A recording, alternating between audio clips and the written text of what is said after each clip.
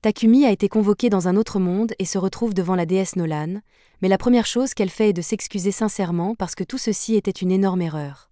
Elle explique que lorsqu'un sort d'invocation est activé, il sélectionne au hasard un groupe de perdants de la Terre pour être risqué. Mais la vie de Takumi se passait plutôt bien, il était donc censé être exclu de la convocation. Cependant, une erreur s'est produite et il s'est retrouvé ici avec tous les autres, et tout cela parce que le Saint-Empire de Sidonie a décidé d'activer le sort d'invocation de façon inconsidérée. Comme Takumi n'était pas censé être convoqué, Nolan l'a amené ici, alors que tous les autres héros convoqués sont allés directement en Sidonie. Takumi lui demande si elle peut simplement le renvoyer sur Terre puisqu'il a été invoqué par erreur, mais malheureusement, elle ne peut pas le faire. Elle était tellement en colère contre Sidonie pour avoir utilisé le sort d'invocation interdit qu'elle a immédiatement modifié les lois magiques de ce monde, de sorte que plus personne ne peut se déplacer entre les mondes, ce qui signifie que Takumi est coincé ici de façon permanente. Le processus l'a également tué, donc il y a aussi cela. Takumi commence à paniquer en réalisant qu'il est un fantôme désincarné, mais Nolan lui dit qu'il n'a pas à s'inquiéter car elle a un plan. Elle ne peut pas le renvoyer sur Terre, mais elle peut lui donner un nouveau corps et faire en sorte qu'il devienne un citoyen de ce monde. Et pour s'excuser, puisqu'elle est en partie responsable de cette situation, elle lui offre sa bénédiction pour lui rendre la vie plus facile. Takumi n'a pas vraiment le choix, il accepte donc de renaître dans ce monde, et Nolan est heureuse de l'entendre car cela lui facilite grandement la tâche. Elle lui dit d'ouvrir son écran de statut pour voir la nouvelle vie qu'il aura, et quand Takumi le fait, il découvre que Nolan a l'intention de lui donner un corps de 17 ans même s'il en a 40. Nolan lui dit de ne pas se préoccuper des détails mineurs, et plus important encore, qu'il doit encore choisir son travail. Elle lui dit qu'il y a 2 classes principales pour les emplois. Si Takumi veut quelque chose de plus axé sur le combat, il peut choisir des choses comme épéiste, chevalier ou chasseur. Mais si cela ne l'intéresse pas, il peut toujours choisir l'un des métiers de la production. Takumi n'aime pas l'idée d'avoir à se battre, il décide donc d'opter pour un travail de production. Nolan lui implante alors le poste dans l'âme, ainsi qu'un tas d'autres bénédictions bonus, et l'envoie sur le chemin, en oubliant complètement de lui donner un tutoriel. Takumi atterrit en catastrophe au milieu d'une forêt, et après s'être finalement relevé, il voit son reflet dans la rivière et réalise qu'il est vraiment devenu une autre personne, et qu'il est beau. Il décide de tirer le meilleur parti de sa nouvelle vie et va voir ce qu'il y a dans le sac que Nolan a déposé avec lui. Il y trouve des rations alimentaires et de l'argent, ce qui signifie qu'il n'a pas à craindre de mourir de faim pour l'instant. Il jette un coup d'œil à son écran d'état, et il semble que Nolan l'ait doté de toutes les compétences utiles dont il pourrait avoir besoin. Il dispose même de la magie élémentaire, alors il décide de l'essayer d'abord pour voir s'il peut vraiment l'utiliser. Il ouvre la main et crie « boule d'eau », et juste comme ça, une boule d'eau se forme dans sa main. Les autres éléments fonctionnent de la même manière, et Takumi peut facilement les utiliser dès son premier essai. Maintenant qu'il a compris comment fonctionne sa magie, il doit commencer à réfléchir à ce qu'il va faire et décide de se rendre au village le plus proche. En marchant, Takumi tombe sur un bâton au milieu du chemin, et il a l'air d'un très beau bâton. Il utilise alors sa compétence d'évaluation pour le scanner et découvre qu'il s'agit de bois de tran. Il provient du monstre Tran et est très utile pour fabriquer des bâtons et des lances magiques. Takumi décide donc de mettre sa compétence de modélisation à l'épreuve et l'utilise sur le bois pour créer une lance. Puisque le bois fonctionne si bien, Takumi décide de regarder autour de lui pour voir s'il y a d'autres plantes utiles à proximité, et il en trouve une tonne, alors il passe l'heure suivante à les cueillir. Mais maintenant, il ne sait pas quoi faire de toutes ces plantes. Elles ne rentreront certainement pas dans son sac, alors il devra peut-être les laisser derrière lui. Mais Takumi se souvient qu'il possède une compétence de boîte à objets, alors il l'utilise pour ranger toutes les plantes. À ce moment-là, il entend quelqu'un crier, et quelques instants plus tard, il voit une petite fille sortir des buissons en courant. La petite fille vient lui demander de l'aide parce qu'un monstre la poursuit, et lorsque Takumi se retourne pour voir de quel genre de monstre il s'agit, il trouve un énorme lapin à cornes. Le lapin lui fonce dessus et manque de l'empaler, mais à la dernière seconde, il panique et poignarde accidentellement le lapin à la tête, le tuant sur le coup. Il est choqué qu'un débutant comme lui ait pu gagner contre un tel monstre, et il suppose que c'est grâce à la bénédiction de Nolan. Mais Nolan n'y est pour rien, c'est juste de la chance. À la suite de son combat, Takumi obtient le titre de guerrier, mais il n'en est pas ravi, car il espérait ne pas avoir à se battre du tout. Mais ce n'est pas vraiment important pour l'instant, car il doit encore vérifier si la petite fille va bien. Molly dit qu'elle va bien et explique qu'elle était venue cueillir des herbes, mais qu'elle s'est accidentellement éloignée du village du conseil et qu'elle s'est fait attaquer. En l'entendant parler d'un village, Takumi s'enthousiasme et lui demande s'il peut venir au village. Molly lui dit qu'elle lui montrera le chemin, mais avant cela, elle lui demande s'il a l'intention d'emmener ce lapin avec lui, car sa viande est vraiment délicieuse. Takumi réalise que ce serait un gâchis de le laisser ici, alors il met le lapin dans sa boîte à objets. Mais immédiatement après avoir fait cela, il réalise qu'il vient de le faire devant Molly, alors qu'il avait l'intention de garder secrète la compétence de sa boîte à objets. Il n'y a plus rien à faire, alors Molly et lui commencent à marcher vers le village. Au même moment, les autres personnes convoquées viennent d'arriver dans l'Empire de Sidonie et ne savent pas trop ce qui se passe.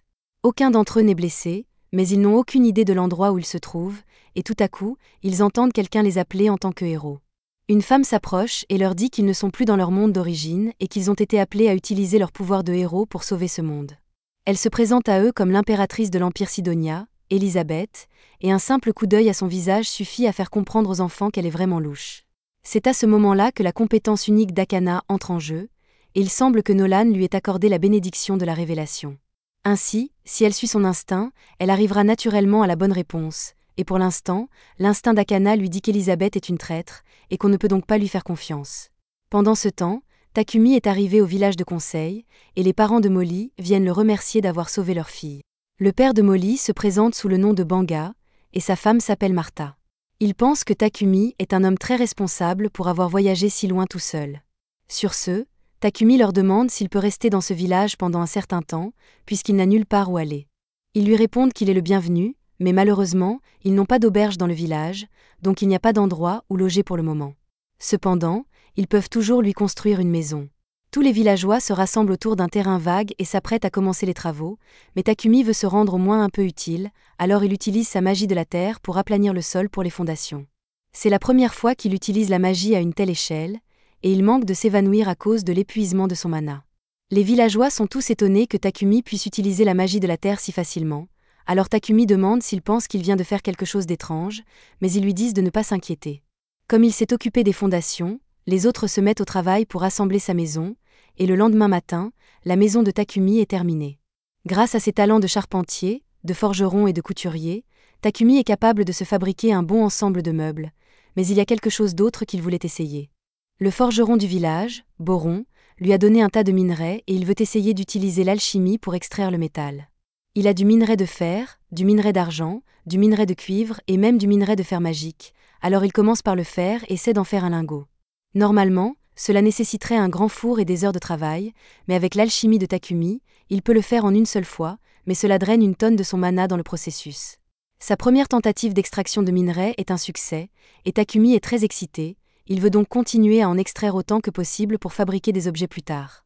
Quelques heures plus tard, Molly se rend chez Takumi pour lui apporter le dîner. Mais lorsqu'elle ouvre la porte, elle est choquée de le trouver évanoui sur le sol, comme s'il avait été vidé de son énergie.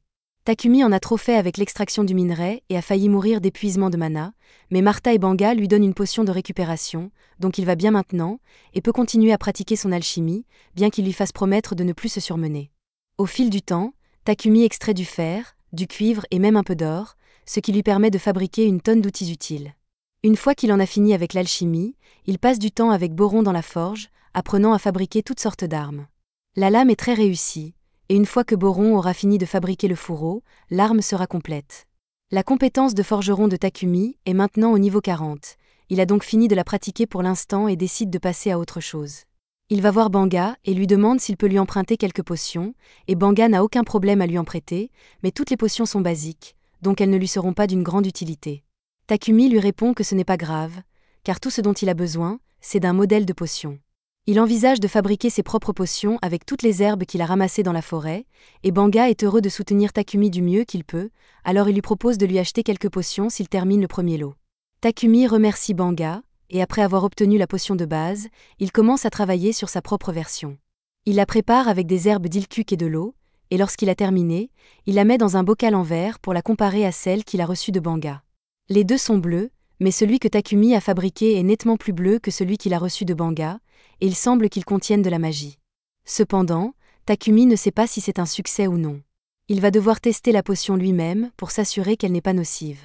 Il ne veut pas mourir si la potion s'avère être un poison, alors il décide d'acquérir une certaine tolérance au poison. La meilleure façon pour lui de le faire est de manger ce que c'est jusqu'à ce qu'il soit sur le point de mourir, puis d'utiliser la magie de guérison pour se soigner. Cela fait maintenant quelques heures qu'il fait cela, et il se sent vraiment mal. Le bon côté des choses, c'est qu'en se soignant autant, il a acquis la compétence de purification, ce qui ne manquera pas d'être utile à un moment donné. Alors que Takumi se remet sur pied, il entend un bruit derrière lui et découvre un énorme sanglier qui le fixe. Le sanglier n'est manifestement pas amical, alors Takumi saisit sa lance et se prépare à se défendre. Cependant, lorsque le sanglier charge sur lui et qu'il tente d'utiliser la lance, celle-ci se brise au contact, laissant le sanglier indemne et Takumi sans arme. Il essaie d'utiliser toute la magie dont il dispose, mais aucune ne fait de dégâts sur le sanglier, et il commence à paniquer. Alors qu'il pensait que les choses ne pouvaient pas être pires, il remarque une araignée venimeuse derrière lui, qui semble s'apprêter à attaquer. Cependant, au lieu de l'attaquer, l'araignée attaque le sanglier, qui manque Takumi, mais le sanglier continue de s'approcher de lui, alors il doit trouver quelque chose rapidement. Jusqu'à présent, toutes ses attaques physiques ont échoué, mais il reste une chose qu'il n'a pas encore essayée.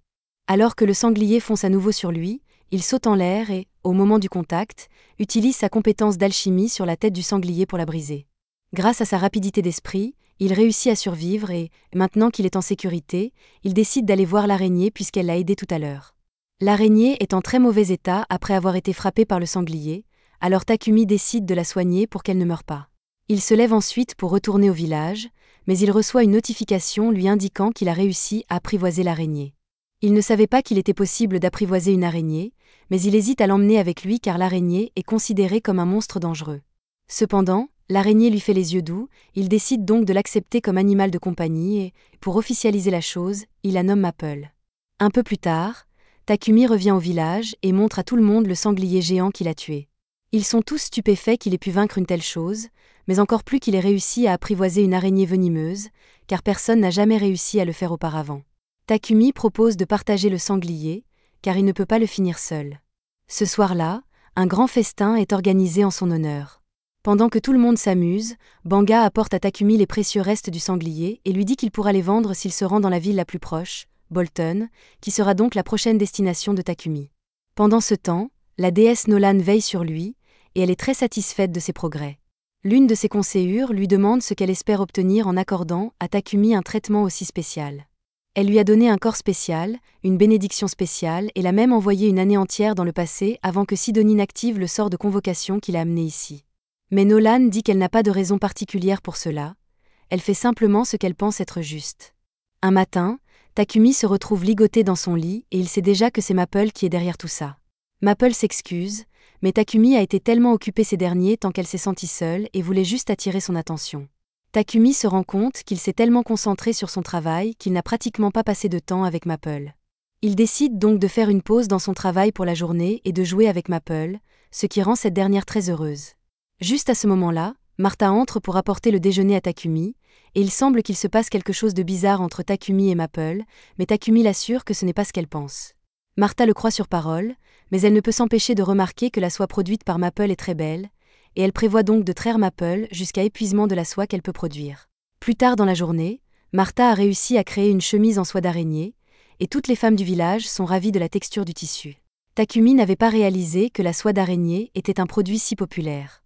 Cependant, les dames expliquent que la soie d'araignée est un produit de luxe, et que seuls les nobles peuvent l'acheter. Martha demande à Maple si elle peut lui faire plus de tissu, et Maple commence à en faire jaillir, mais cela va prendre un certain temps, et elle ne pourra donc plus jouer avec Takumi. Takumi est un peu déçu, car il avait hâte de passer du temps avec Maple pour une fois, mais il a encore des choses à faire de toute façon, alors ça ne le dérange pas trop. Cela fait environ un mois que Takumi est arrivé dans ce village, et il a l'intention de se rendre à la ville, Su, pour étudier l'alchimie. Cependant, il ne peut se résoudre à dire au revoir à tous les villageois après avoir passé tant de temps avec eux. Takumi va rencontrer Boron à la forge pour qu'il puisse continuer son travail de forgeron, et en peu de temps, ils ont fabriqué une plaque de poitrine qui convient parfaitement à Takumi, ainsi que des bottes à bout d'acier.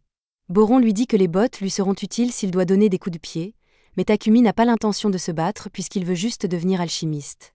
Banga arrive à ce moment-là, et il est heureux de voir que l'armure de Takumi est enfin terminée, mais il va lui manquer une fois qu'il sera parti.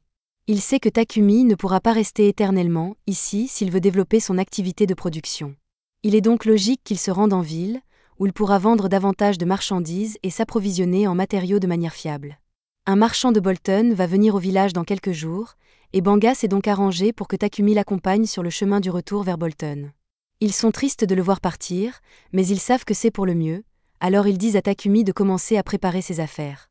Takumi les remercie pour leur aide et retourne chez lui pour préparer ses affaires, mais en chemin, il croise Martha qui transporte un seau de viande. Il lui demande ce qu'elle fait, et Martha lui explique qu'elle est en route pour jeter les entrailles d'un lapin cornu que Banga a attrapé. Apparemment, les entrailles sont la partie la plus délicieuse du lapin, mais elles doivent être traitées minutieusement pour éliminer toutes les maladies et les parasites. Le village n'a pas l'équipement nécessaire pour faire cela, alors elle doit jeter la viande pour que personne ne soit malade. Cependant, Takumi lui dit que ce ne sera pas nécessaire puisqu'il peut simplement purifier la viande. Il se penche et utilise la magie de purification pour que la viande dans le seau puisse être mangée en toute sécurité.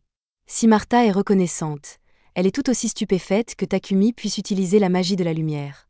Elle lui dit qu'il ne devrait probablement pas révéler qu'il peut utiliser la magie de lumière lorsqu'il quittera le village, car il y a très peu de personnes dans ce monde qui en sont capables, et si les gens découvraient qu'il peut l'utiliser, cela attirerait beaucoup d'attention non désirée. Takumi prend note de son avertissement et promet d'être prudent avant de révéler son pouvoir, mais en attendant, tant qu'il est dans le village, il a l'intention d'utiliser chaque parcelle de son pouvoir pour améliorer leur vie. Il utilise la magie de la terre pour construire un mur de briques afin d'assurer la sécurité du village, et pour plus de commodité, il leur construit une pompe à eau ainsi que quelques autres équipements. Lorsqu'il a terminé, cet endroit ressemble à un tout nouveau village, si bien que lorsque le marchand arrive, c'est à peine s'il le reconnaît. Banga vient saluer Papek, et après avoir conclu un accord commercial, Takumi s'approche pour qu'il puisse commencer à partir. Papek a déjà beaucoup entendu parler de Takumi par Banga, alors il se présente, et tout le monde demande si Takumi a préparé toutes ses affaires. Takumi leur assure qu'il n'a rien oublié, mais il y a une chose qu'il veut leur donner. Il sort une de ses potions de son sac et la donne à Banga. Il a déjà déposé une centaine de ses bouteilles chez Banga, alors en cas de catastrophe, il veut que Banga les utilise pour soigner ses blessures. Papek est sous le choc après avoir vu la potion que Takumi a préparée, il demande donc à la voir de plus près, et il s'agit bien d'une potion de haut niveau, bien que Takumi ne semble pas s'en rendre compte. Les autres villageois arrivent bientôt pour faire leurs adieux à Takumi, et Papek dit qu'il attendra qu'ils aient fini de faire leurs adieux avant de partir. Molly dit au revoir à Maple, qui dort dans le sac de Takumi, et Martha lui remet une tenue qu'elle et les autres femmes ont confectionnée pour lui avec la soie de Maple. Takumi est très reconnaissant de ce cadeau et remercie encore une fois tout le monde d'avoir été si gentil avec lui, même s'ils ne le connaissent pas depuis longtemps. Il monte ensuite dans la calèche et tous les villageois lui font un grand adieu, lui disant qu'il sera toujours le bienvenu dans leur village. Alors que Papek et Takumi se dirigent vers Bolton, Papek mentionne que les habitants de ce village semblent vraiment l'aimer. Même les autres passagers de la calèche peuvent dire que Takumi était pratiquement de la famille pour eux, et un tel adieu touche vraiment la corde sensible de Hit. Au fait, ces gars-là se dirigent aussi vers Bolton, alors le blond se présente comme Hit, le roux est Rai, et l'homme à l'air sombre là-bas s'appelle Bogart. Ils font tous partie d'un groupe de rancés appelé Croc de Lion, et ils sont actuellement les gardes du corps de Papek. Bien que cette région soit plutôt paisible, ils n'ont pas grand-chose à faire. Rai remarque que Takumi tient fermement son sac, alors il lui demande si quelque chose de précieux se trouve à l'intérieur, et Takumi répond en disant que son araignée tueuse de compagnie dort à l'intérieur. Le groupe n'arrive pas à croire que Takumi a réussi à apprivoiser une araignée tueuse, alors Rai demande à la voir, mais elle est vraiment effrayante, alors Maple finit par lui donner un coup de tête au visage. Takumi commence à s'excuser abondamment pour ce que Maple a fait, mais les autres lui disent qu'il n'y a pas de raison de s'excuser puisque Rai l'a mérité. En fait, Hit ne serait pas surpris que la rencontre de Maple avec Rai lui fasse désormais craindre tous les humains, mais cela ne semble pas être le cas puisqu'elle semble s'être prise d'affection pour Bogart. Alors que tout le monde commence à s'extasier devant Maple, Papek appelle Takumi à l'avant car il veut parler de la potion qu'il a vu Takumi tenir tout à l'heure. Il demande s'il y en a encore en stock car, si c'est le cas, il aimerait bien en acheter. Takumi ne voit pas d'inconvénient à vendre les potions à Papek, mais tout à coup, le cheval s'arrête et on dirait qu'il y a des problèmes. Une horde de gobelins encercle la calèche pour l'attaquer, ce qui est une très mauvaise nouvelle, mais les autres semblent plutôt excités car cela signifie qu'ils peuvent enfin faire quelque chose. Alors ils disent à Takumi et Papek de s'asseoir et de les laisser faire tout le travail pendant qu'ils sortent sur le terrain. Il y a environ 20 gobelins, ils sont donc confiants et commencent à se battre. Rai les abat avec son arc, tandis que Bogart et Hit attaquent les autres avec leurs masses et leurs haches. Il ne leur faut pas longtemps pour éliminer tous les gobelins, et une fois qu'ils ont terminé, ils se mettent au travail en disséquant les gobelins afin de récupérer les pierres magiques. D'après ce que Maple a vu jusqu'à présent, elle aime beaucoup Bogart, elle déteste Rai, elle ne s'intéresse pas vraiment à Hit. Peu après, tout le monde remonte dans le carrosse et le voyage se poursuit pendant les 3 jours suivants, jusqu'à ce qu'ils arrivent enfin à Bolton. Une fois entrés dans la ville, les membres de Croc-Lion se rendent à la guilde des aventuriers pour rapporter le succès de leur mission de garde du corps, et Takumi les suit car il doit s'inscrire à la guilde pour rester dans cette ville. Il aurait préféré s'inscrire à la guilde des alchimistes, mais il n'y en a pas ici, alors il va devoir devenir un aventurier à la place. Le réceptionniste, Hans, dit à Takumi qu'il peut simplement utiliser la carte de la guilde des aventuriers comme pièce d'identité, et que, tant qu'il accomplit une simple quête une fois par mois, elle n'expirera pas du tout. Takumi finit par s'inscrire en tant qu'aventurier et présente Maple comme son animal de compagnie. Une fois tous les enregistrements terminés, Takumi se rend à la société commerciale de Papek pour négocier les potions. Il a en stock une centaine de 3 potions différentes, et toutes sont de très bonne qualité. Papek est donc prêt à payer 10 pièces d'argent pour chaque potion de soin et d'endurance, et 50 pièces d'argent pour chaque potion de mana. Takumi fait un rapide calcul dans sa tête et se rend compte qu'il gagnerait plus de 7 millions de yens avec cette seule transaction. Il pense que c'est beaucoup trop d'argent, mais au contraire, Papek l'informe qu'il aurait pu gagner beaucoup plus d'argent s'il avait déjà une réputation de producteur. À ce propos, comme Takumi a l'intention de devenir producteur en ville, Papek lui recommande d'acheter une maison avec un atelier attenant pour des raisons de commodité, mais Takumi n'avait même pas pensé à l'endroit où il vivrait une fois arrivé ici. Papek décide de l'aider un peu et demande à son assistant, Thomas, de montrer à Takumi une bonne propriété à un prix abordable. Cependant, lorsque Takumi voit enfin la maison, elle ressemble davantage à un manoir, et il ne pense pas pouvoir se l'offrir. Thomas lui assure que le manoir est tout à fait abordable, et il peut garantir qu'il n'y a pas de fantôme ici, donc il n'aura pas à s'inquiéter à ce sujet. Takumi repère l'atelier relié à la maison, et il commence à envisager l'achat car cet endroit serait vraiment adapté à son travail, et il peut se permettre de le payer puisqu'il a gagné beaucoup d'argent en vendant ses potions à Papek. Après quelques délibérations, il décide finalement de payer pour le manoir et dit à Thomas qu'il le prend.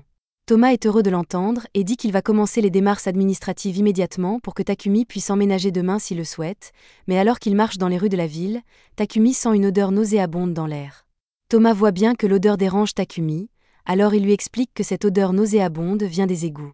Les riches ont des épurateurs magiques pour nettoyer leurs eaux usées, mais les égouts de la ville principale n'ont pas ce luxe. Les purificateurs magiques sont très rares, car on ne les trouve que dans les ruines et les donjons anciens, et ils sont donc trop chers pour être installés dans les égouts de la ville. Quelques prêtres sont périodiquement engagés pour nettoyer manuellement les égouts avec de la magie de purification, mais les égouts sont encore sales la plupart du temps. Le lendemain, Takumi et Maple emménagent dans leur nouvelle maison, et la première chose que Takumi veut faire est de trouver une solution au problème des égouts. Il obtient un morceau de quartz et d'argile de l'entreprise de Papek, et après avoir utilisé la magie pour le façonner, il utilise la magie du feu combinée à la magie de l'espace-temps pour le cuire rapidement. Après avoir fait cela pendant un certain temps, le mana de Takumi est complètement vidé, et il doit boire quelques potions de mana. Mais le bon côté des choses, c'est qu'il réussit à terminer sa création, des toilettes modernes. À ce moment-là, il entend Papek crier dans le salon. Il sort donc pour voir ce qui se passe et trouve Papek enveloppé de la tête aux pieds dans la soie de Maple. Takumi demande à Maple pourquoi elle fait une telle chose, mais elle pense que Papek trouvera cela amusant. Pour sa défense, la sensation réconfortante de sa soie endort Papek, mais ce n'est pas une bonne chose, et Takumi s'excuse sincèrement pour les actions de Maple. Papek dit à Takumi que tout va bien, mais que le fait d'être scellé si soudainement l'a un peu effrayé, et qu'il a besoin d'utiliser les toilettes de Takumi rapidement. Cependant, dès qu'il entre, il ressort et commence à demander ce qu'est cette merveille de technologie. Takumi s'approche et lui explique qu'il s'agit de toilettes. Il l'a reliée à un dispositif de purification magique, de sorte qu'elle se nettoie automatiquement une fois que vous avez fini de faire vos besoins. En gros, une fois que vous avez fait vos besoins, l'appareil utilise la magie de purification pour décomposer vos déchets en matériaux inorganiques, qui sont ensuite jetés dans les égouts. Pour Papek, le système est logique, mais la seule façon dont quelqu'un aurait pu fabriquer une telle chose serait qu'il soit doué pour la magie de la lumière. Takumi se rend compte qu'il a peut-être fait une erreur puisque Martha l'a clairement mis en garde contre l'utilisation de sa magie lumineuse, alors il demande à Papek de garder le secret pour lui. Papek comprend que Takumi veuille garder ses capacités secrètes et promet de ne rien dire à personne. Cependant, il a absolument besoin de ses toilettes, alors il demande à Takumi s'il peut en fabriquer plusieurs pour lui. Takumi hésite à accepter car la fabrication d'une seule toilette représente beaucoup de travail, mais comme Papek insiste tellement, il accepte de le faire tant que Papek peut fournir les matières premières. Papek est très heureux d'entendre cela, mais il ne peut pas s'attendre à ce que Takumi fabrique toutes ses toilettes tout seul, alors il suggère que Takumi fasse un contrat d'esclave. Takumi est surpris par cette suggestion, car il ne voudrait jamais prendre un esclave, mais Papek fait remarquer que si Takumi essaie de garder ses capacités secrètes, il serait préférable de prendre un esclave pour l'aider dans son travail, car un esclave serait tenu au secret. Le fait d'être doué pour la magie de la lumière est très important, car cela signifie que vous avez été choisi par Dieu, et c'est pourquoi l'Église de la lumière divine s'en prendrait probablement à Takumi pour le forcer à travailler pour elle. Ils font beaucoup de profit en monopolisant la magie de purification, alors Papek doute qu'il soit heureux d'apprendre que les roturiers peuvent avoir accès à des purifications bon marché grâce aux toilettes de Takumi. Mais Papek a déjà une idée de la façon de contourner l'Église, alors Takumi n'a pas besoin de s'en préoccuper pour l'instant. Le plus important est de s'assurer que l'Église ne découvre pas sa magie lumineuse. C'est pourquoi la meilleure option serait de trouver un esclave, mais Takumi est strictement opposé à l'esclavage, alors il dit qu'il fera tout le travail tout seul. À ce moment-là, sa carte de guilde se met à briller, Takumi y jette un coup d'œil, et elle affiche un message disant qu'il doit accomplir une quête de vérification pour conserver son statut d'aventurier. Il semble donc qu'il n'aura pas le temps de faire les toilettes tout seul, alors il cède et accepte d'acheter un esclave. Papek emmène Takumi à la Muin Trading Company, car ce sont les marchands d'esclaves les plus respectueux de l'éthique. Papek part parler au propriétaire pour qu'il puisse faire une bonne affaire avec Takumi, et pendant ce temps, Takumi sort dans le jardin parce qu'il est joli. Il y trouve une belle fille elfe assise sur une terrasse, mais dès qu'elle voit Takumi, elle lui dit de s'en aller. Un peu plus tard, Papek présente Takumi à la propriétaire de la société de commerce d'esclaves, Mulan, et lui dit que Takumi est intéressé par l'achat d'un esclave. Bien qu'il mentionne que Takumi était vraiment réticent à l'idée d'acheter un esclave, Mulan lui demande s'il y a une raison particulière à cela, et Takumi explique que, dans son pays d'origine, la vente et l'achat d'êtres humains ont été abolis il y a longtemps, et qu'il n'est donc pas à l'aise avec l'idée de le faire ici. Mulan comprend les inquiétudes de Takumi, mais elle assure que, dans cette nation au moins, les droits et les privilèges des esclaves sont préservés dans une certaine mesure. En gros, cela fonctionne comme suit. Le propriétaire s'engage à respecter les droits fondamentaux de l'esclave, en lui fournissant de la nourriture, des vêtements et un abri, tandis que l'esclave s'engage à remplir ses devoirs. Les devoirs de l'esclave sont clairement définis dans le contrat, mais en plus de cela, le contrat interdit au maître et à l'esclave de se blesser l'un l'autre de manière mortelle. Takumi est ravi d'apprendre cela, car cela signifie que le contrat d'esclave est en quelque sorte un travail normal assorti de quelques règles. Mulan poursuit en expliquant qu'il existe plusieurs types de contrats d'esclaves. Dans le cas où une personne devient esclave à cause d'une dette, elle sera sous contrat jusqu'à ce qu'elle gagne assez d'argent pour rembourser cette dette. D'autres contrats sont plus permanents et sont généralement conclus par des criminels ou des personnes capturées lors d'une guerre, comme alternative à la mort. Cependant, la grande majorité des contrats d'esclavage sont conclus par des personnes qui ont été illégalement forcées par des bandits. Papek pense que l'esclave de guerre conviendrait le mieux à Takumi, car il ne peut être libéré sans la permission de son maître. Bien que Mulan puisse certainement faire en sorte que cela se produise, elle demande pourquoi il est nécessaire de s'assurer que l'esclave ne puisse jamais quitter Takumi.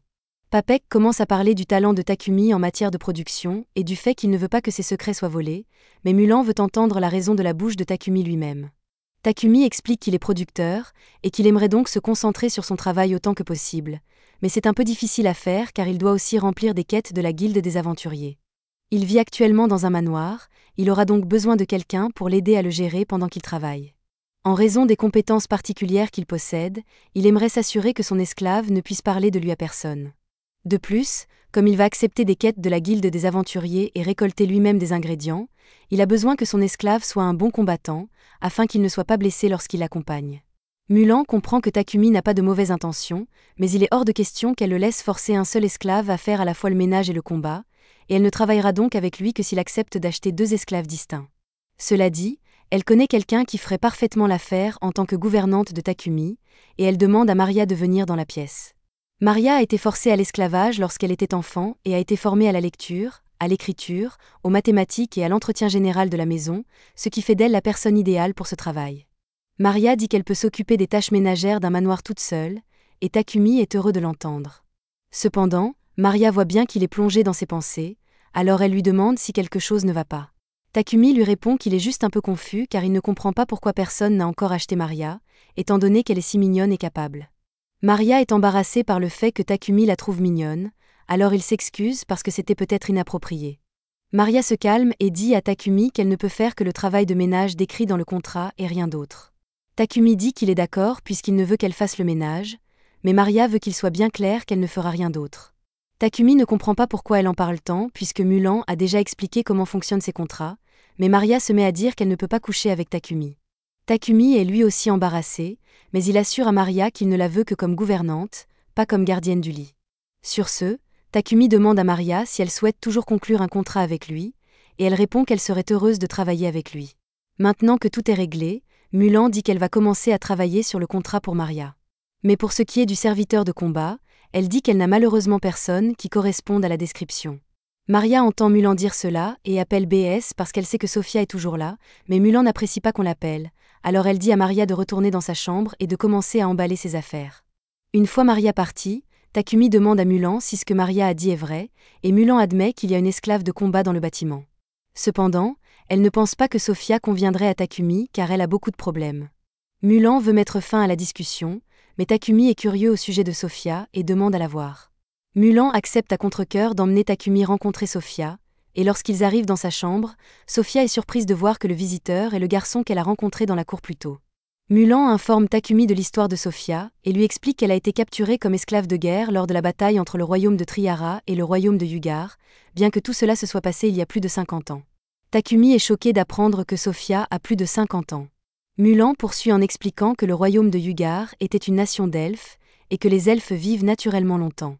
Sofia n'a pu conclure de contrat avec personne parce qu'elle a une affreuse cicatrice sur les oreilles et que sa main droite et sa jambe gauche ne peuvent plus bouger. C'est déjà un obstacle à l'achat d'un esclave de combat, mais en plus, elle a perdu l'usage de la magie élémentaire pour laquelle les elfes sont les plus connus, et il est donc probable qu'elle soit victime d'une malédiction. Compte tenu de tous ces faits, Mulan ne pense pas que Sofia sera en mesure d'aider Takumi dans ses quêtes, mais Takumi veut le confirmer par lui-même, alors il demande à avoir une minute seule avec Sofia. Mulan décide de lui laisser le temps de lui parler, et une fois qu'ils sont tous les deux seuls, Takumi attrape le visage de Sofia et la regarde dans les yeux. Il n'est pas fan de l'utilisation de l'évaluation sur les gens sans permission, mais il a besoin de vérifier ce à quoi il a affaire. Il jette un coup d'œil à l'écran d'état de Sofia, et à sa grande surprise, il découvre que ses statistiques sont au plus haut. Ses blessures limitent ses capacités et une malédiction pèse sur elle, mais si Takumi peut réparer cela, elle sera la parfaite compagne de combat. Mulan revient bientôt dans la pièce et demande à Takumi s'il a déjà pris une décision, ce à quoi il répond qu'il veut emmener Sofia. Sofia n'arrive pas à croire qu'il la veuille et lui rappelle tous ses défauts, mais Takumi dit qu'il va tout arranger pour que ce ne soit plus un problème. Mulan pense que la confiance de Takumi est plutôt intéressante, et elle accepte donc de laisser Sofia aux bons soins de Takumi. Quelques minutes plus tard, Mulan finalise les termes du contrat, et la dernière étape consiste donc à l'exécuter. Elles se réunissent toutes les trois, et Mulan utilise la magie pour les lier aux termes du contrat. Une fois qu'elle a terminé, Maria et Sofia deviennent officiellement les esclaves de Takumi. Maria le remercie de l'avoir acheté et promet de travailler dur pour être à la hauteur de ses attentes, tout comme Sofia. Elles retournent toutes les trois chez Takumi et dès qu'il ouvre la porte, Maple sort en sautillant car elle est impatiente de le revoir. Maria et Sofia s'inquiètent pour la sécurité de Takumi et Sofia s'apprête à attaquer Maple, mais avant qu'elle ne le fasse, Takumi l'arrête et lui explique que Maple est en fait son araignée tueuse. Les deux femmes trouvent cela étrange, mais elles décident de faire comme si de rien n'était, et un peu plus tard, Takumi leur fait visiter l'une des chambres vides du manoir.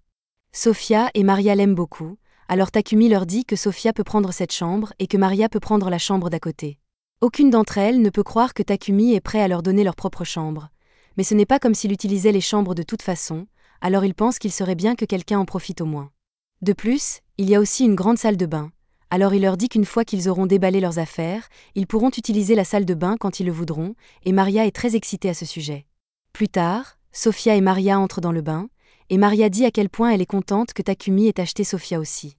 Pour être honnête, elle pensait que Mulan n'allait jamais laisser partir Maria car, au cours des 50 dernières années, quel que soit le montant offert, Mulan a rejeté tous ceux qui proposaient d'acheter Sofia. Donc, pour qu'elle vende Sofia à Takumi, elle a dû voir quelque chose de bon en lui. Sofia admet que Takumi a l'air gentil, mais elle reste un peu sceptique car elle ne sait pas grand-chose de lui. Pendant que Mulan rédigeait les contrats de vente, Sofia a jeté un coup d'œil au dossier de Takumi, et la plupart de ses antécédents, comme sa ville natale ou sa lignée, ont été laissés en blanc, alors s'il garde ces informations secrètes, c'est qu'il doit cacher quelque chose. Après avoir pris leur bain, elles sortent et sont choquées de voir que Takumi a déjà préparé le dîner pour elles. Maria est d'autant plus dévastée que les tâches ménagères sont censées être les siennes, et que si Takumi s'occupe de tout lui-même, elle est aussi inutile qu'une toilette. Takumi explique qu'il essayait juste de rendre le premier jour de travail de Maria un peu plus facile, mais que si cela lui permet de se sentir mieux, il la laissera s'occuper du reste des tâches ménagères toute seule. Pour l'instant, il leur demande de s'asseoir pour qu'ils puissent dîner tous ensemble, mais Sofia hésite car les domestiques n'ont généralement pas l'occasion de manger à la même table que leur maître. Takumi comprend qu'elle puisse penser que son comportement est étrange pour un propriétaire d'esclaves, mais il ne veut pas qu'elle se bloque sur la tradition. En parlant de tradition, il n'aime pas vraiment le fait qu'il appelle toujours maître, alors il demande s'ils peuvent l'appeler par son nom à la place. Sofia demande si c'est un ordre formel, mais Takumi ne veut pas la forcer à l'appeler par son nom si elle ne se sent pas à l'aise. Maria, elle, ne semble pas gênée de l'appeler par son nom. Le lendemain, Takumi se rend à la société commerciale de Papek pour récupérer un colis qu'il a commandé, et Papek dit qu'il a fait de son mieux pour l'emballer correctement, mais il veut quand même que Takumi soit prudent en le transportant à la maison. Sur le chemin du retour, Takumi remarque une église à proximité, alors il entre et s'agenouille pour prier Nolan. Il la remercie pour toutes les compétences qu'elle lui a données, car elles l'ont vraiment aidé, mais il y a quelque chose qu'il voulait lui demander. Depuis le temps qu'il vit dans ce monde, il a appris que le Saint-Empire de Sedonia contrôle la doctrine religieuse ici, alors il ne comprend pas pourquoi Nolan a tant de problèmes avec eux. À ce moment-là, Takumi entend la voix de Nolan et la voix devant lui, ce qui le fait paniquer un peu. Nolan lui explique qu'elle l'a entendu prier et qu'elle l'a donc amené ici pour qu'ils puissent discuter. Pour répondre à sa question de tout à l'heure, elle n'aime pas Sedonia parce qu'ils ne suivent pas sa volonté. Il existe 2 religions dans ce monde, l'Église de la création et l'Église de la lumière divine. L'Église de la création vénère Nolan depuis sa création, tandis que l'Église de la lumière divine n'en fait qu'à sa tête. L'Empire Sedonia a fini par entreprendre plusieurs croisades pour répandre sa religion par la force, mais pendant ce temps, Nolan a choisi de ne pas s'en mêler car elle ne voulait pas être impliquée dans les affaires mesquines des humains.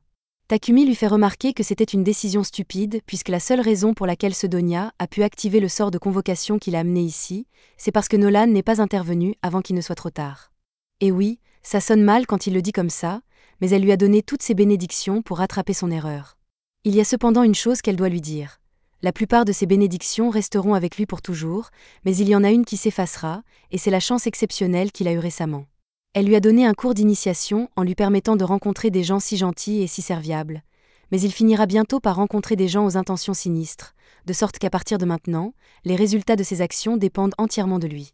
Un peu plus tard, Takumi rentre chez lui, mais dès qu'il franchit la porte, il trébuche sur Maple, qui est très excitée de le voir. Sophia et Maria viennent le voir, mais lorsque Sophia essaie de l'aider à prendre le paquet que Takumi a apporté, il le range rapidement dans sa boîte à objets pour l'empêcher de le toucher. Il se lève ensuite et dit qu'il va travailler dans son atelier et qu'elle ne devrait pas le déranger pendant un moment.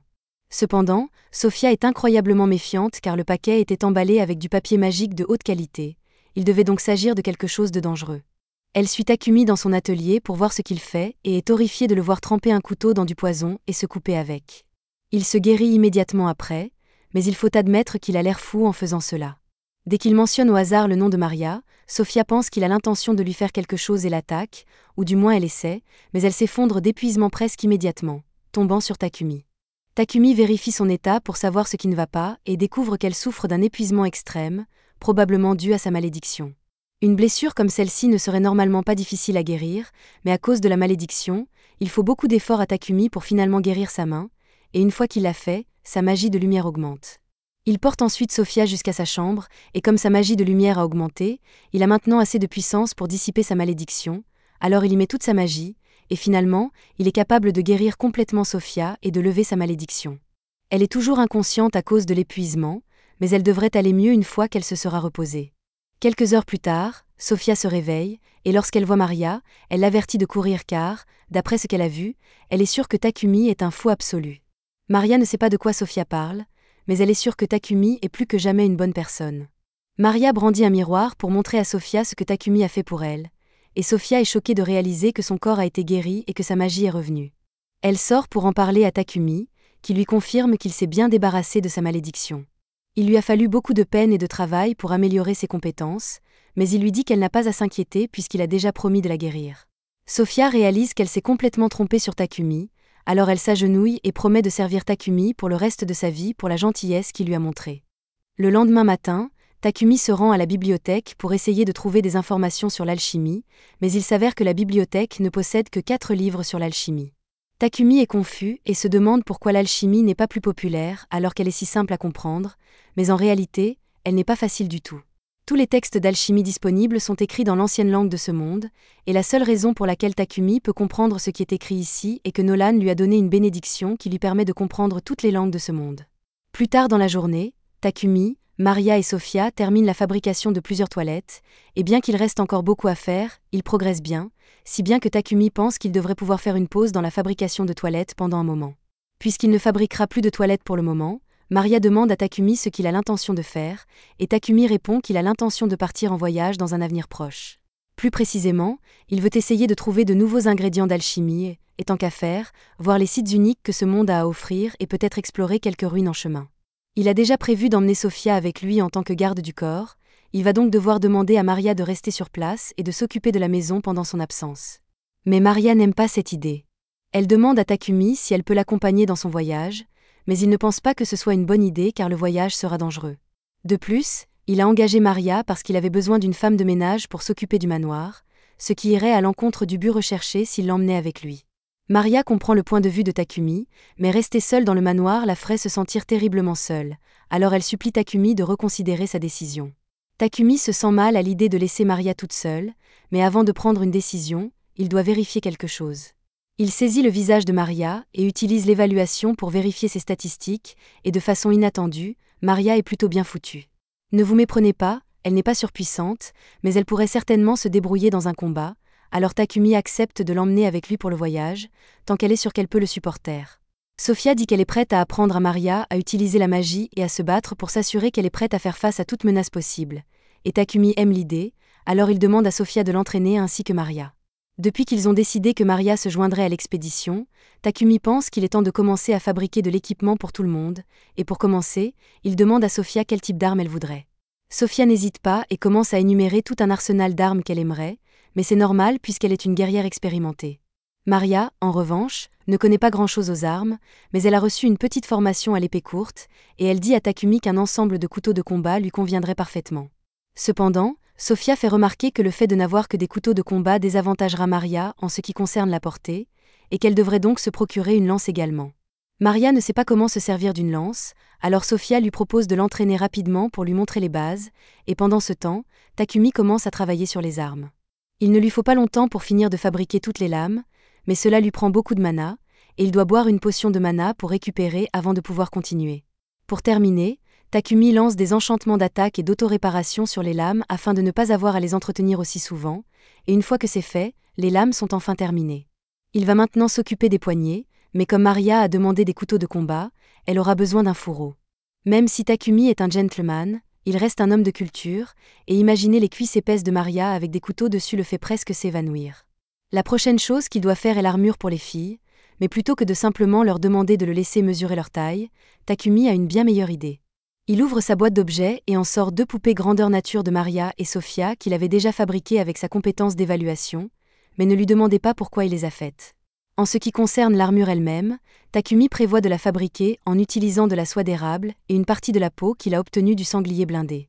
Pour ce qui est de la conception, il n'a jamais eu l'occasion de fabriquer une armure pour d'autres personnes auparavant, alors il décide de laisser libre cours à son imagination et d'essayer toutes ses fantaisies en matière d'habillement avec ses poupées. Après plusieurs jours et plusieurs refontes, Takumi donne enfin l'armure à Maria et Sofia, et elle leur va à ravir. Il leur demande si elles l'aiment, elles sont toutes les deux surprises de voir à quel point elle leur va bien que Takumi ne leur ait jamais demandé leur mensuration. C'est presque comme s'il avait des doubles d'ailes sur lesquelles il aurait pu tester les tenues, mais ce serait fou, non ? Takumi change de sujet avant qu'ils ne commencent à se méfier et leur demande ce qu'ils pensent des armes qu'il a fabriquées pour eux. Sofia sort l'épée que Takumi a fabriquée pour elle et dit qu'elle est parfaite. Il en va de même pour Maria qui teste ses couteaux de combat, et elle est reconnaissante de l'équipement qu'il lui a fabriqué. Il y a encore une chose que Takumi a faite pour elles deux, alors il sort des anneaux et leur dit qu'il devrait les aider à lancer leur magie. Sofia et Maria acceptent les anneaux, mais elles se sentent mal d'avoir dérangé Takumi à ce point, car de tels anneaux consomment forcément une tonne de mana. Takumi admet que c'était épuisant, mais cela l'a aidé à améliorer ses magies de glace et de foudre, donc cela en valait la peine. Après avoir testé tout l'équipement, ils se rendent tous les trois à la guilde, car Takumi doit inscrire Maria et Sofia à la guilde pour qu'elles puissent également s'inscrire en tant qu'aventurières. Comme c'est leur première fois à la guilde, Maria et Sofia obtiennent le rang H. Pendant que Takumi est là, Hans lui rappelle qu'il doit accomplir au moins une quête pour conserver son statut d'aventurier. Takumi se rend sur le tableau des novices pour voir s'il y a de bonnes quêtes qu'il peut choisir. Il espère choisir une quête de rang H ou G pour ne pas avoir trop de travail, mais Sofia pense qu'il ferait mieux de choisir l'une des quêtes les plus difficiles, car cela l'aiderait à augmenter son rang. 2 salauds entendent que Takumi est de rang H et pensent pouvoir l'intimider pour qu'il s'enfuit afin de pouvoir s'amuser avec Sofia et Maria. Ils disent à Takumi qu'ils sont tous de rang D, qu'il n'a aucune chance de les gérer tous en même temps, et qu'ils n'ont aucun problème à tabasser un gars au hasard pour s'amuser.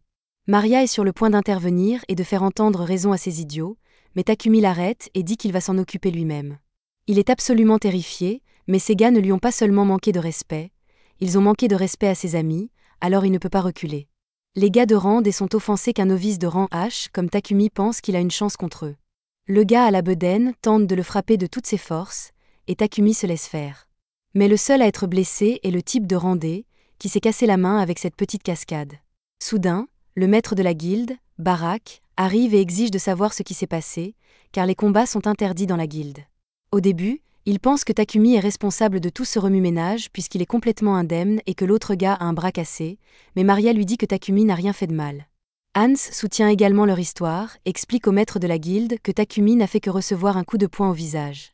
Le maître de la guilde veut toujours faire toute la lumière sur cette affaire, alors pour l'instant, il demande à quelqu'un d'éloigner l'homme à la bedaine et dit à Takumi et à son groupe de venir avec lui car il a quelques questions à leur poser. Il pense que Takumi n'a fait que se défendre, mais il ne comprend pas comment il l'a fait et aimerait avoir une explication. Takumi est un peu mal à l'aise à l'idée de révéler des informations sur ses compétences personnelles, mais le maître de guilde l'assure que toutes ces informations resteront confidentielles. Dans ce cas, Takumi explique que lorsque le type lui a donné un coup de poing, il a ouvert sa boîte à objets et en a sorti un peu de charbon de bois, qu'il a ensuite utilisé pour s'enduire le haut du corps afin de se défendre. Pour être sûr de ne pas être blessé, il a synthétisé le charbon en diamant. C'est ainsi qu'il a pu briser le poing de ce type sans rien faire. Puisqu'on en parle, le maître de guilde pense que ce serait une bonne idée de promouvoir Takumi au Randé immédiatement. Il a clairement les compétences pour être de Randé, et si son rang est plus élevé, les idiots comme le dernier gars n'auront pas l'audace de s'en prendre à lui juste parce qu'il a de jolies femmes avec lui. Takumi ne pense pas qu'il serait juste qu'il obtienne une promotion automatique pour cette raison, alors Hans suggère que Takumi et les autres accomplissent quelques quêtes difficiles pour justifier leur promotion, et Sophia et Maria semblent penser que c'est une bonne idée, alors Takumi accepte aussi. La quête qui leur est assignée consiste à exterminer des gobelins et des kobolds et à récolter des herbes mûriles, et ils se rendent donc dans la forêt pour commencer. Maple joue le rôle d'éclaireur et prévient le groupe qu'il y a un groupe de 4 gobelins devant eux. Sophia prend l'initiative et se porte volontaire pour s'occuper des 2 premiers, elle s'élance et les abat d'un seul coup. Les 2 autres sont bloqués par la toile de Maple, et une fois qu'ils sont tombés au sol, Maria et Takumi les poignardent dans le cou. Takumi est content qu'ils se débrouillent si bien contre les monstres, mais cela dit, ils ont rencontré beaucoup trop de monstres ici. Ils ont déjà tué près de 100 gobelins et kobolds, alors Sophia pense qu'il doit y avoir un campement de monstres à proximité, et si c'est le cas, alors il y a probablement aussi un général gobelin. Un général gobelin est un monstre de rang C, ce qui signifie qu'il faudrait au moins 5 groupes de Randé pour le vaincre, mais avec la magie spirituelle de Sophia, la magie de terre de Maria et la magie élémentaire de Takumi, Sophia est sûre qu'il devrait pouvoir le vaincre. Takumi se sent encore un peu mal à l'aise à l'idée de relever un tel défi, mais puisque Maria et Sophia semblent si confiantes en leur force, il est prêt à accepter. Sans compter qu'ils ont toujours Maple de leur côté, mais tout à coup, Maple dit à Takumi qu'elle est sur le point d'évoluer, et qu'elle ne peut donc plus se battre. Takumi comprend et ouvre une dimension de poche pour qu'elle puisse s'y reposer. Mais, juste comme ça, Sophia et Maria ont beaucoup de questions. Comme quand diable Takumi a-t-il appris à créer des dimensions de poche ? Takumi répond que c'est normal et que ce n'est qu'une de ses compétences, mais surtout, comme Maple ne peut plus se battre avec eux, Takumi prévient les autres qu'ils n'auront pas autant de soutien qu'ils le pensaient au départ, mais Sophia pense toujours qu'ils peuvent y arriver. Ils arrivent bientôt au camp des gobelins, et après une petite reconnaissance, Sophia conclut qu'il y a environ 400 gobelins ici. Takumi lui demande s'ils doivent vraiment combattre tous ces gobelins, et normalement, il le ferait, mais la reconnaissance de Sophia a également révélé qu'il n'y a pas d'humains dans la région, donc ils sont libres de faire exploser cet endroit avec de la magie. Ils préparent tous les 3 leurs sorts d'attaque les plus puissants, et tous en même temps, ils déchaînent l'enfer sur le camp des gobelins. Quand ils ont fini, presque tous les gobelins ont été tués, et il ne reste plus que le général gobelin et quelques chevaliers gobelins. Sophia dit qu'elle s'occupera des chevaliers gobelins, alors Takumi reste pour s'occuper du général gobelin, et plutôt que de le combattre avec sa lance, il choisit de lui mettre le feu pour l'achever. Une fois qu'ils ont confirmé que tous les gobelins sont morts, ils rassemblent toutes les pierres magiques et retournent à la guilde, mais ils sont tous les 3 épuisés par tout ce travail. Hans a du mal à croire qu'ils ont réussi à accomplir leur quête et même à abattre un général gobelin en seulement une demi-journée. Il leur demande donc de venir dans la salle de réunion pour 1 minute, car le maître de la guilde veut les voir. Barak est à la fois stupéfait et furieux que Takumi fasse quelque chose d'aussi imprudent que d'affronter tout un camp de gobelins avec un seul groupe, mais alors qu'il s'apprête à réprimander Takumi, sa dimension de poche s'ouvre et Maple en sort. Elle s'est transformée en arachnide, et tout le monde est ravi de voir sa nouvelle forme. À ce moment-là, Barak décide de laisser tomber l'histoire de la bataille imprudente, car le groupe de Takumi n'est manifestement pas normal. De retour à la maison, Maria demande à Takumi s'il a du tissu de rechange car elle veut fabriquer des sous-vêtements pour elle et Sophia, mais Takumi a une bien meilleure idée de sous-vêtements et lui propose de le faire pour elle à la place. Juste à ce moment-là, Maple sort de la dimension de poche et dit à Takumi que Papek est ici pour le voir. Alors Takumi va le rencontrer et est informé que le seigneur de Bolton, Marcus Godwin, veut le rencontrer. Takumi aimerait éviter de rencontrer Marcus Godwin, mais compte tenu de la situation, il n'a pas le choix. Takumi arrive plus tard au château de Godwin, et heureusement, Godwin semble être un homme raisonnable, puisque la première chose qu'il fait est de remercier Takumi d'avoir construit toutes ces toilettes, car cela a grandement amélioré la salubrité de la ville. Sans oublier que Takumi a détruit un campement de gobelins, qui aurait pu devenir un problème majeur s'il n'avait pas été contrôlé. Il reconnaît que Takumi est un atout pour la nation, et l'avertit qu'il devra être prudent, car Sidonie ne manquera pas de s'en prendre à lui un jour ou l'autre. Quelques jours plus tard, Takumi finit enfin de fabriquer les sous-vêtements pour Sophia et Maria, mais c'était beaucoup plus difficile qu'il ne le pensait, et il a l'air complètement épuisé. Sophia et Maria sont très reconnaissantes et lui disent qu'elles adorent le design, alors il leur demande distraitement si elles aimeraient essayer les sous-vêtements maintenant pour voir comment ils leur vont. Une seconde plus tard, il se rend compte qu'il vient de faire une allusion déplacée, alors il sort de la pièce en courant, embarrassé, et Maria et Sophia sont un peu déçues parce qu'elles étaient tout à fait prêtes à le faire s'il était resté. C'est la fin de l'épisode 4. Abonnez-vous pour ne pas manquer la prochaine partie.